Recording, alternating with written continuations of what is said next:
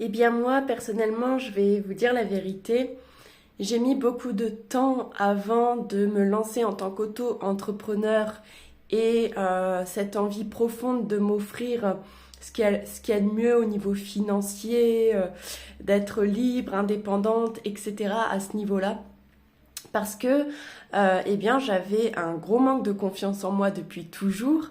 Et eh bien, à 25 ans, quand j'ai eu mon BTS diététique et que je suis devenue diététicienne, je sais qu'il y a plusieurs personnes de ma classe qui se sont directement lancées à leur compte, etc.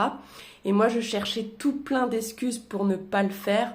Ah ben non, ben j'ai pas d'argent, ben tu comprends, machin et tout.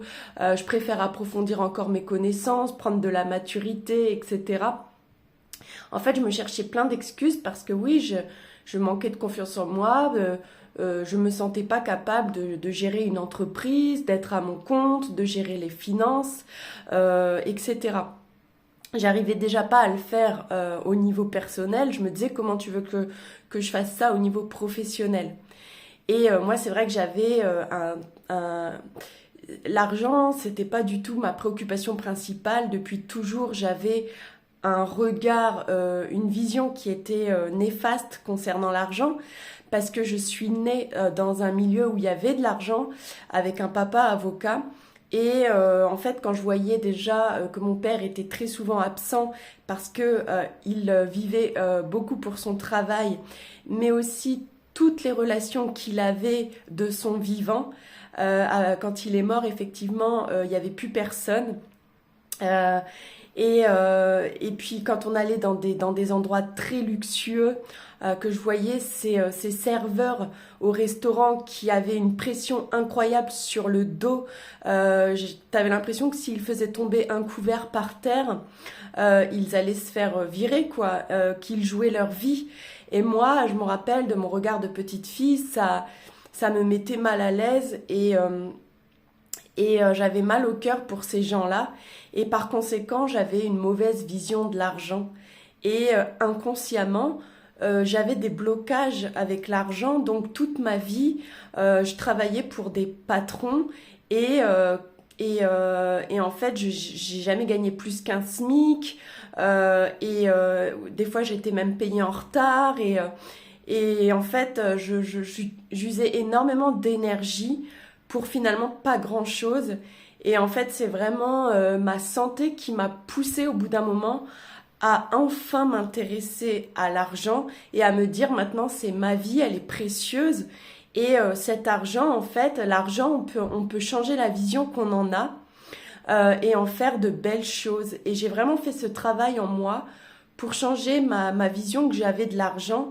Et effectivement, aujourd'hui, je suis ambitieuse, je veux gagner de l'argent, mais grâce à mon art, hein, pour moi l'argent c'est l'art des gens, et avec objectif d'en faire de belles choses qui pourront aider l'humanité à évoluer. Donc voilà, tout ça pour vous dire que l'argent, ça dépend vraiment de la vision qu'on en a, de ce qu'on en fait. Et au bout d'un moment, effectivement, on est de plus en plus nombreux à désirer être dans l'abondance financière, libre et indépendant à ce niveau-là. Eh bien parce que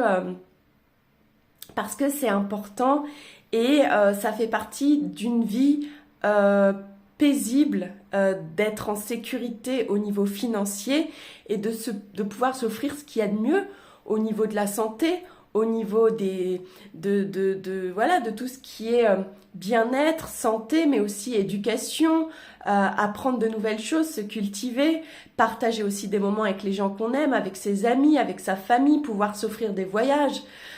Tout ça, c'est quand même important.